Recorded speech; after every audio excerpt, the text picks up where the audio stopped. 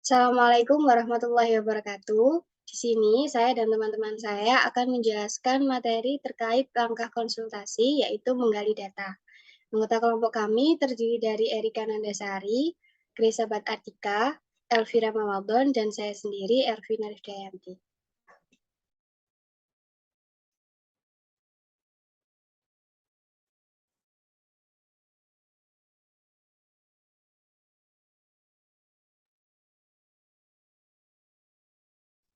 Langkah konsultasi menggali data. Langkah ini bertujuan untuk menggali permasalahan yang dihadapi oleh klien. Pada langkah ini dilakukan pengumpulan data yang bisa dilakukan dengan wawancara atau mencatat dokumen yang dibawa klien. Menggali data ini bisa dilakukan atau bisa dikatakan sebagai asesmen gizi, yang dimana artinya sendiri merupakan komponen penting dalam asupan gizi serta pengolahan pasien atau klien di semua fasilitas pelayanan kesehatan dan program masyarakat yang bersifat mengidentifikasi dan menginterpretasikan data-data terkait masalah gizi. Data yang dihasilkan tersebut pada akhirnya akan menjadi keberhasilan outcome pasien bila intervensi gizi yang dilaksanakan berdasarkan masalah gizi dan hasil asesmen gizi tersebut.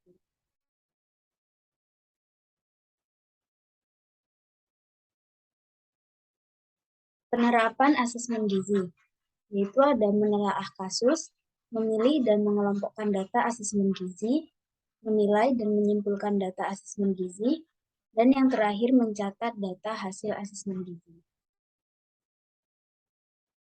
Tujuannya sendiri yaitu untuk mendapatkan informasi yang cukup dalam mengidentifikasi dan membuat keputusan, gambaran masalah, penyebab masalah yang terkait gizi serta tanda dan gejala secara spesifik.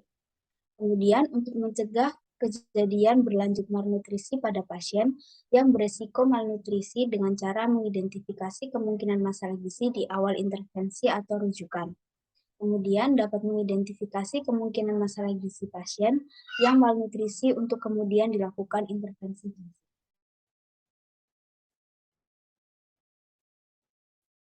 Data pokok yang harus dikumpulkan adalah data antropometri, data biokimia, data klinis, data riwayat makan, dan riwayat personal. Data-data tersebut dibandingkan dengan standar baku atau standar normal sehingga dapat dianalisis permasalahannya. Yang pertama yaitu ada data antropometri. Data antropometri biasanya dapat dibandingkan antara satu dengan lainnya menjadi suatu indeks antropometri, seperti berat badan, tinggi badan. Indeks ini kemudian diinterpretasikan ke dalam status gizi dengan membandingkan dengan standar antropometri.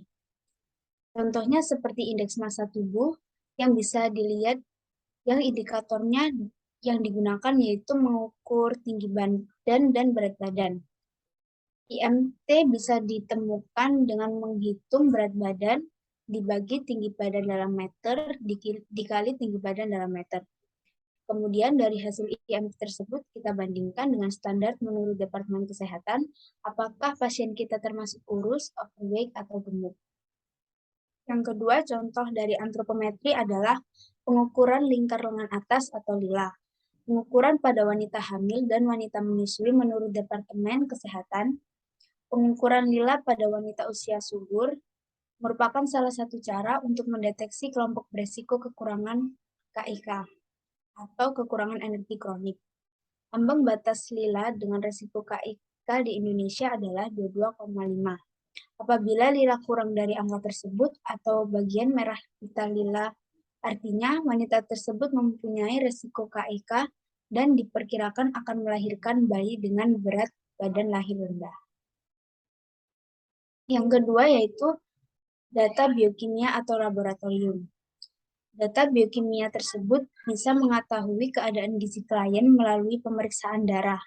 Hal ini sangat penting terutama dalam hal memperkuat penegakan diagnosa keadaan gizi seorang pasien. Contohnya seperti keseimbangan asam basa, profil elektrolit dan ginjal, profil asam lemak esensial, profil gastrointestinal, dan lain-lain. Yang ketiga yaitu ada data dan fisik klinis. Data klinis yang erat kaitannya dengan masalah gizi seperti defisiensi, kelebihan gizi, seperti kegemukan dan obesitas. Data klinis dan fisik diperoleh dengan mengkaji berbagai keadaan fisik organ tubuh. Contohnya, mata, yaitu saat mata kekeringan pada konjungtiva dan kornea, kemungkinan pasien akan mengalami defisiensi vitamin A. Kedua, contohnya pada kulit. Kulit pasien kulit kering bersisik. Kemudian, kemungkinan pasien tersebut mengalami defisiensi vitamin A, zat besi, dan asam folat. Yang keempat yaitu riwayat gizi. Riwayat gizi ini dikumpulkan dengan metode kualitatif dan kuantitatif. Pada metode kualitatif dilakukan dengan menggunakan formulir FFQ. Dari hasil FFQ tersebut, kita dapat mengetahui kebiasaan konsumsi makanan dan seberapa sering pasien kita mengkonsumsi jenis makanan tersebut. Sedangkan mode kuantitatif yang sering digunakan adalah metode recall. Dari food recall dapat diketahui seberapa banyak jumlah makanan atau bahan makanan dalam gram yang dikonsumsi oleh klien, sehingga pada akhirnya diketahui seberapa banyak asupan energi, protein, lemak, dan zat gizi lainnya.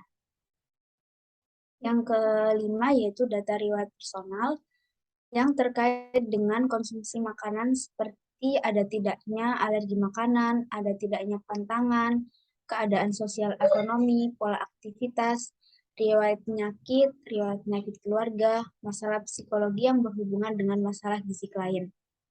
Kajian riwayat personal klien meliputi 4 area, yaitu riwayat obat, suplemen yang dikonsumsi, budaya, riwayat penyakit, dan data umum.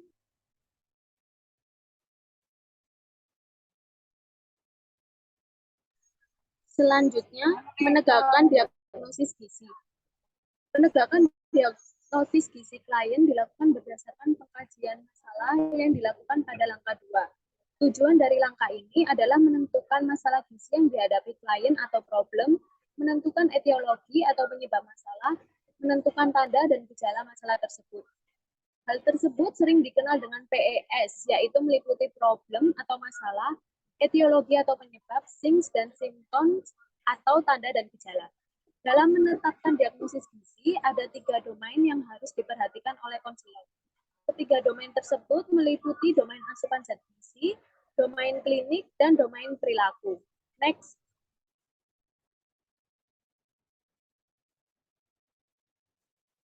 Diagnosis gizi dikelompokkan menjadi 3. Yang pertama yaitu asupan zat gizi meliputi domain asupan zat gizi, yaitu keseimbangan energi, seperti kelebihan asupan energi, kekurangan asupan energi, peningkatan kebutuhan energi, hipermetabolisme, asupan oral, seperti apakah klien kekurangan asupan makanan dan minuman atau kelebihan atau kekurangan asupan makanan. Selanjutnya yaitu asupan cairan, seperti kelebihan asupan cairan atau kekurangan asupan cairan. Yang keempat yaitu substansi bioaktif, yaitu kelebihan asupan atau kekurangan asupan bioaktif dan kelebihan asupan alkohol. Yang terakhir ada zat-zat gizi tertentu seperti peningkatan kebutuhan zat gizi dan kekurangan atau kelebihan energi dan protein. Yang kedua ada domain klinik. Konselor mengumpulkan data klinik yang terkait dengan penyakit yang dikeluhkan. Domain klinik meliputi yang pertama yaitu fungsional, seperti perubahan fisik atau fungsi mekanis, seperti kesulitan menelan, kesulitan mengunyah, kesulitan memberi ASI, atau perubahan fungsi saluran cerna. Yang kedua yaitu biokimia. Dengan melihat hasil pemeriksaan lab, meliputi gangguan penggunaan zat gizi, perubahan nilai lab, perubahan dapat terjadi akibat konsumsi obat-obatan dan pembedahan. Yang terakhir yaitu berat badan, seperti adanya kenaikan dan penurunan pada berat badan. Yang terakhir yaitu domain perilaku.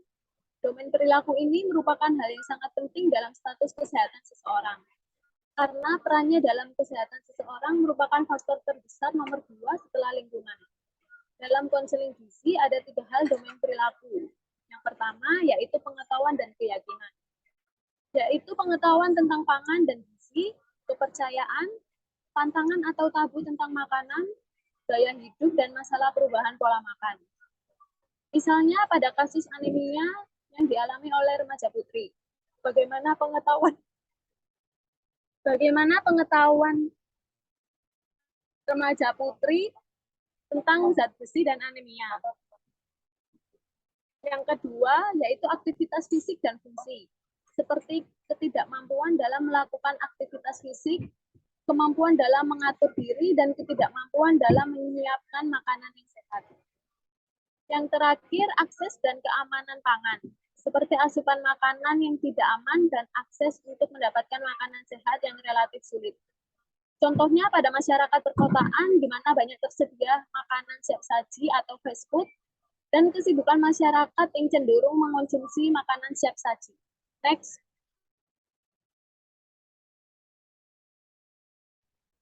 Yang ketiga, rencana intervensi gizi.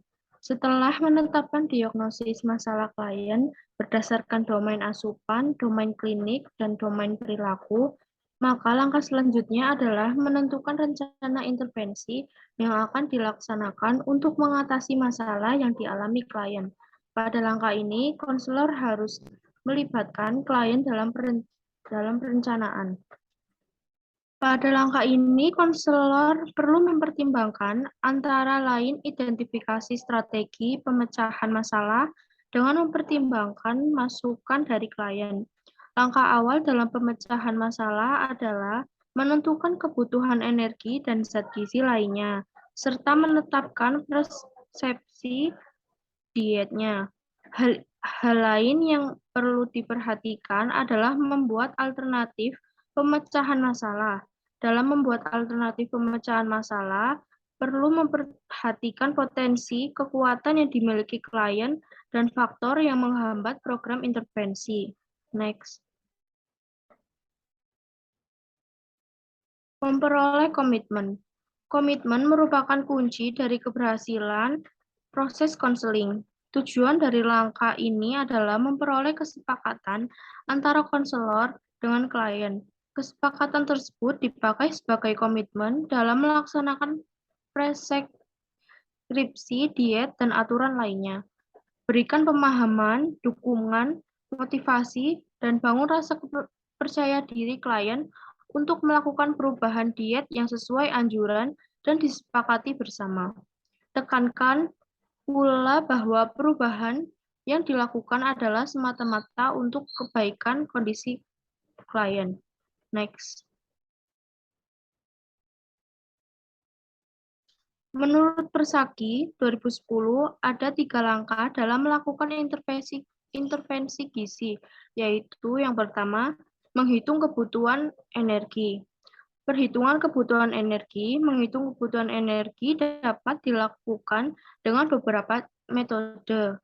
A. Menghitung kebutuhan energi dengan metode Harris-Benedict. Menghitung kebutuhan energi dengan metode Harris-Benedict, perhitungan dengan mempertimbangkan basal energi expenditure atau BEE dan faktor koreksi. Dibedakan antara pria dan wanita. Pria yaitu BEE sama dengan 66 plus 13,7 dikali BB plus 5 dikali TB min 6,8 dikali umur.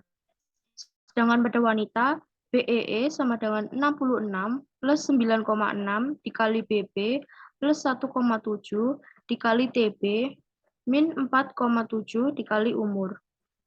Yang B, menghitung kebutuhan energi berdasarkan basal metabolisme rate atau BMR dan aktivitas. Menghitung BMR menggunakan berat badan aktual atau sebenarnya, yaitu pada pria sama dengan 1,0 KKL per kilogram per berat badan per jam. Sedangkan pada wanita yaitu 0,9 KKL per kilogram berat badan per jam. BMR sama dengan 1,0 atau 0,9 dikali 24. Yang C, menghitung kebutuhan energi dengan Specific Dynamic Action atau SDA. Menghitung kebutuhan energi dengan mempertimbangkan BMR, tingkat aktivitas, dan nilai SDA, yaitu energi yang dikeluarkan untuk mencerna makanan atau efek makanan, yaitu sebesar 10%. Adapun rumusnya sebagai berikut. Kebutuhan total energi sama dengan BMR plus tingkat aktivitas plus SDA. Yang D, kebutuhan energi per kilogram berat badan ideal. Kebutuhan energi per kilogram berat badan ideal menghitung kebutuhan energi dengan menggunakan berat badan ideal. Cara ini sering dipergunakan untuk penderita penyakit gagal ginjal. Yang kedua, preskripsi diet.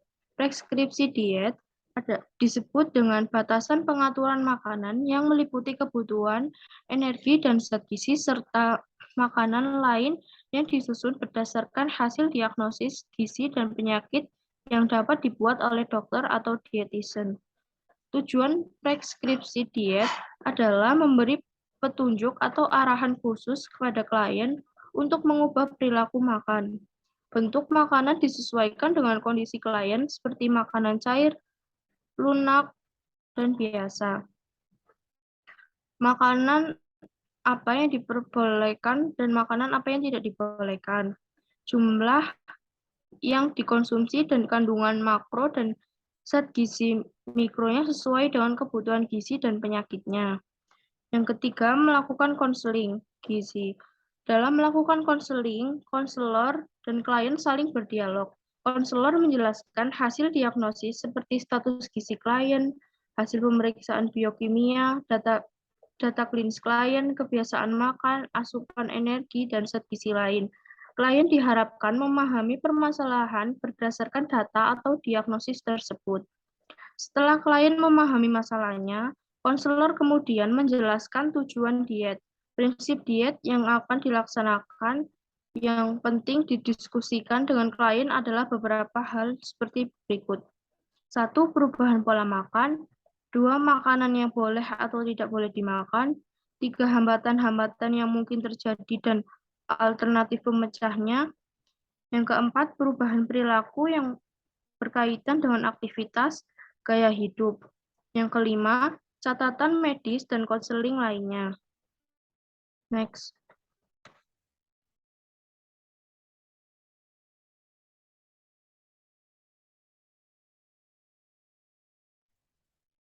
Selanjutnya adalah monitoring evaluasi. Langkah ini merupakan komponen kritis dari proses asuhan gizi terstandar, karena dapat menilai efektivitas penyelesaian masalah dalam diagnosis gizi, serta tingkat keberhasilan outcome melalui penilaian yang terjadi pada pasien. Dalam materi Monef Gizi, dijelaskan bagaimana mengukur dan mengevaluasi outcome tersebut dengan efektif dan efisien, sesuai target yang ditetapkan dalam intervensi gizi. Monitoring gizi adalah mengkaji ulang dan mengukur secara terjadwal indikator asuhan gizi dari status gizi pasien sesuai dengan kebutuhan yang ditentukan, diagnosis gizi, intervensi, dan outcome, atau keluaran asuhan gizi. Sedangkan evaluasi gizi adalah membandingkan secara sistematik data-data saat ini dengan status sebelumnya. Tujuan intervensi gizi, efektivitas asuhan gizi secara umum, dan rujukan terstandar. Tujuan monitoring dan evaluasi menentukan sampai di mana perkembangan yang ada serta pencapaian tujuan dan outcome yang diharapkan. Peranan monitoring dan evaluasi gizi merupakan komponen kritis dalam proses asuhan gizi karena tahap ini yang pertama, mengidentifikasi ukuran perubahan atau outcome pasien yang penting dan relevan dengan diagnosis gizi dan intervensi gizi. Yang kedua, menggambarkan bagaimana mengukur dan mengevaluasi outcome tersebut secara sebaik-baiknya. Untuk memonitoring dan mengevaluasi perkembangan pasien, maka instrumen yang perlu digunakan sebagai berikut, yaitu seperti kuesioner pasien, survei, pre-post test, interview pasien, pengukuran antropometri, hasil tes biokimia atau tes medis, instrumen asupan makanan dan gizi, serta pemeriksaan fisik terkait gizi. Cara monitoring evaluasi ada 3 tahap. Yang pertama, monitor perkembangan. Cek pemahaman dan kepatuhan pasien atau klien terhadap intervensi gizi. Tentukan apakah intervensi yang dilaksanakan atau diimplementasikan sesuai dengan preskripsi gizi yang telah ditetapkan, berikan bukti atau fakta bahwa intervensi gizi telah atau belum merubah perilaku atau status gizi pasien, identifikasi hasil asuhan gizi yang positif maupun negatif, kumpulkan informasi yang menyebabkan asuhan gizi tersebut tidak tercapai, dan kesimpulan yang harus didukung dengan fakta dan data. Yang kedua yaitu mengukur hasil. Pilih indikator asuhan gizi untuk mengukur hasil yang diinginkan. Gunakan indikator asuhan yang terstandar untuk meningkatkan validitas dan reliabilitas pengukuran perubahan.